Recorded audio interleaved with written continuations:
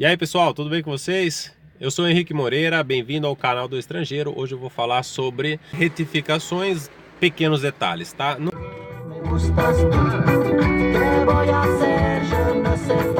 Então, vamos lá. Para de graça e vamos começar o vídeo. É o seguinte, retificações, vamos falar sobre retificações rapidamente.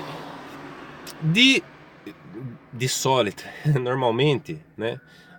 Não precisa mudar nomes quando existem pequenas diferenças, né? Pequenas alterações. Por exemplo, letras. No meu caso, minha avó, que é a italiana, tinha dois Ds na Itália. Ada, com dois Ds. No Brasil, porém, todos os seus documentos com um D. Não mudou fonética, isso hoje em dia não é mais problema quando não muda a pronúncia, quando não tem diferença. Dois T's, dois F's, dois D's, dois D, sei lá, o que tiver, tá? Normalmente isso não é problema, então isso deixou de ser um problema. Antigamente, muito antigamente, parecia que era um problema, hoje em dia não é mais, tá? Então não se preocupe se não tem grandes diferenças.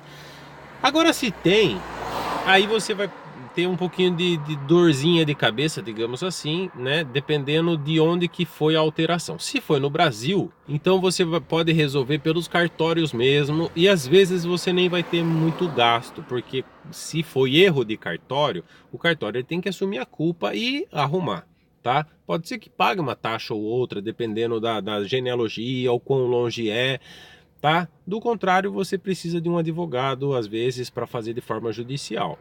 Isso se é no Brasil. Se é na Itália, o erro... Aliás, se a diferença grande foi no Brasil e precisa estar igual o que está na Itália, né? O que eu falei antes serve a pessoas brasileiras, né? Da genealogia brasileira, né? Até chegar em você e tal. Do contrário, se é na Itália, aí você é um pouquinho mais burocrático. Lembrando que não tem muito problema quando é pouca diferença no nome, por causa das genealogias do pai e da mãe, nos documentos vem, então isso ajuda a comprovar que aquela pessoa é ela mesma, tá? Então na Itália o nome de uma pessoa é X, no Brasil é Y, totalmente diferente. Nesse caso, aí precisa se pegar o documento na Itália. Pega o documento na Itália, faz o pedido, tem ele em mãos. Quando você tem o nascimento, por exemplo, vamos tratar só de um documento. Se for dois, o que eu estou falando serve em duplo, ok? Então você pegou o nascimento, os dois seria nascimento e casamento, se ele foi casado na Itália. Então, porque normalmente eles nascem e casam no Brasil. Então, né, as histórias na maioria são essas. Então, se for, você considera duplo o que eu estou falando. Você pega o documento do nascimento do cidadão, né? Na Itália, chegou para você no Brasil, ou você pede para que chegue, se você conhece alguém na Itália, para que chegue na casa dessa pessoa, né? Você manda o endereço, chegou esse documento, aí você vai fazer um outro pedido para mandar para a prefeitura. A prefeitura, né, responsável pela comune onde ela nasceu, é que é encarregada de legalizar aquele documento. Isso precisa ser feito para retificação no Brasil, presta atenção. Aí você manda todos os documentos, né? Faz o pedido que você precisa da legalização, né? Ou apostilamento pela Convenção de Haia, né? Na Convenção de Haia. Só a prefeitura vai entender essas linguagens, né? Pouca coisa comum e vai saber informar também, porque nem os italianos entendem esse negócio de ficar legalizando o documento, né? Porque eles não são estrangeiros aqui, nós que somos.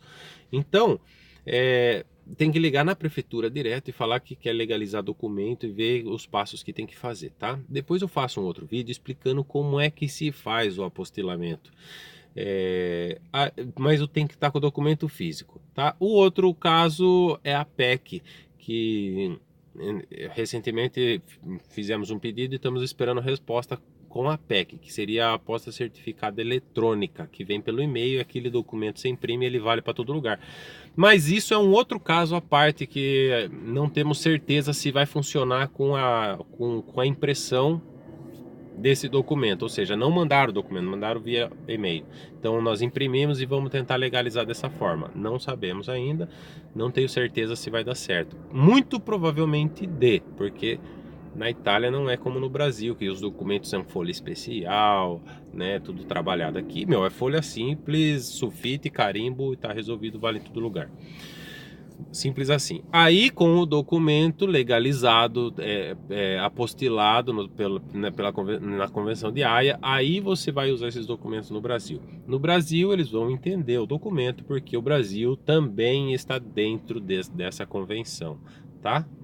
E aí você vai fazer os passos, não é difícil. Normalmente o cartório, onde você vai fazer a retificação, vai dar toda a direção para você uma vez que você tem esse documento.